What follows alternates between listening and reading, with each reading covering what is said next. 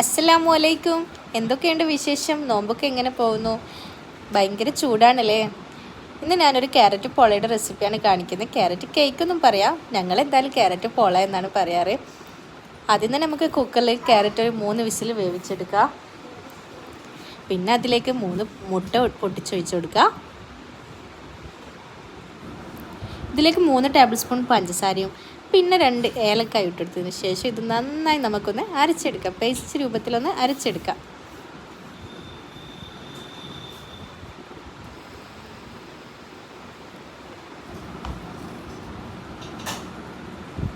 നന്നായി അരച്ചെടുത്തിട്ടുണ്ട്. ഇനി ഇതിലേക്ക് 2 ടേബിൾ സ്പൂൺ പാൽപ്പൊടി കൂടി ചേർത്ത് കൊടുക്കുക. എന്നിട്ട് വീണ്ടും ഒന്ന് ഇതൊന്ന് അരച്ചെടുക്കുക. ഇനി ഒരു സോസ് പാൻ വെച്ചിട്ടുണ്ട്, അതിലേക്ക് ഗീ ഒഴിച്ചു കൊടുക്കുക. ഇനി ഇതിലേക്ക് നമുക്ക് അണ്ടിപ്പരിപ്പ് മുന്തിരി ഒന്ന് റോസ്റ്റ് ചെയ്തെടുക്കാം.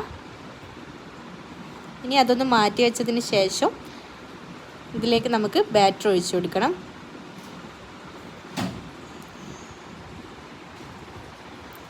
നമുക്കിതിലേക്ക് അരച്ചു വെച്ച ബാറ്റർ ഒഴിച്ചു കൊടുക്കുന്നുണ്ട്. ലോ ഫ്ലെയിമിൽ ഒരു 10 മിനിറ്റ് വെക്കുക. അതിനുശേഷം നമ്മൾ നേരത്തെ റോസ്റ്റ് ചെയ്ത അണ്ടിപ്പരിപ്പ് മുന്തിരി മേലയിൽ ഇട്ട് കൊടുക്കുക. ഹാഫ് കുക്ക് ആയതിനു ശേഷമാണ് ഇത് ഇട്ട് കൊടുക്കുന്നത്.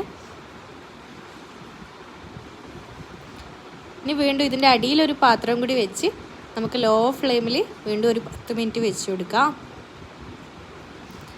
അങ്ങനെ നമ്മുടെ ക്യാരറ്റ് പോള റെഡി ആയിട്ടുണ്ട്. നല്ല സോഫ്റ്റ് ഉണ്ട്, കഴിക്കാനും നല്ല ടേസ്റ്റ് ഉണ്ട് കേട്ടോ. എല്ലാവരും ട്രൈ ചെയ്ത് നോക്കാം.